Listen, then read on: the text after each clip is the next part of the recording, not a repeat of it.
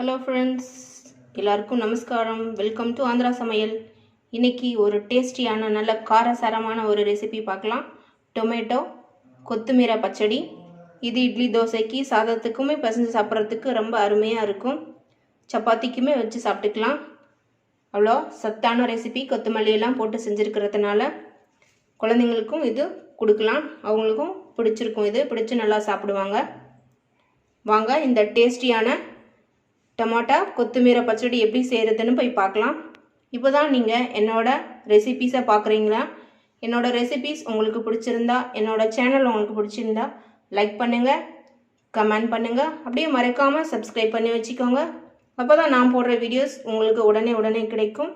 அப்போ தான் நீங்கள் என்னோடய ரெசிபீஸை பார்த்து நீங்கள் ட்ரை பண்ணி என்ஜாய் பண்ணலாம். ஓகே, வாங்க லேட் பண்ணாமல் போய் நம்ம கொத்துமீரா பச்சடி எப்படி பண்ணுறதுன்னு போய் பார்க்கலாம். ஒரு பேன், அகலமான பேன் வச்சுக்கோங்க. அது சூடான உடனே அதில் ஒரு டேபிள் ஸ்பூனுக்கு பச்சை வேர்க்கடலை போட்டு இதை நல்லா ஃப்ரை பண்ணிக்கலாம்.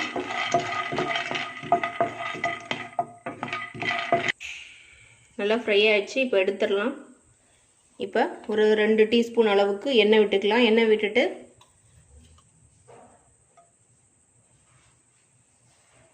எண்ணெய் கொஞ்சம் சூடான உடனே இதில் சீரகம், தக்காளி போட்டு வதக்கணும். எண்ணெய் காஞ்சிச்சு. இப்போ இதில் நம்ம ஒரு டீஸ்பூன் சீரகம் போட்டுக்கலாம்.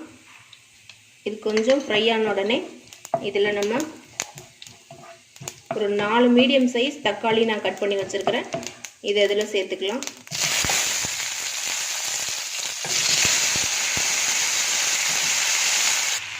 நாலு தக்காளி பழம் போட்ட உடனே ஒரு கட்டு மல்லி இலை,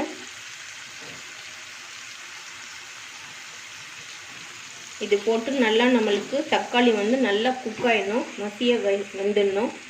அந்த அளவுக்கு நம்ம குக் பண்ணணும். இதில் இப்போ ஒரு 8லேருந்து 10 மிளகாய் ஆட் பண்ணியிருக்கிறேன். நீங்கள் உங்கள் காரத்துக்கு ஏற்றவாறு நீங்கள் ஆட் பண்ணிக்கோங்க.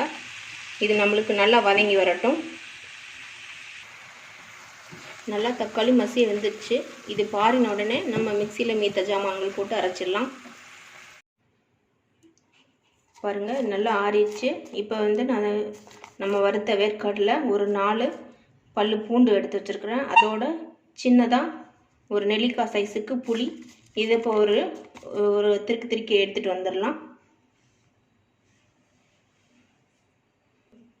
இப்போ இதில் ஒரு தேவையான அளவுக்கு உப்பு, இதில் இப்போ நம்ம வதக்கி வச்ச தக்காளி இதெல்லாம் சேர்த்துக்கலாம்.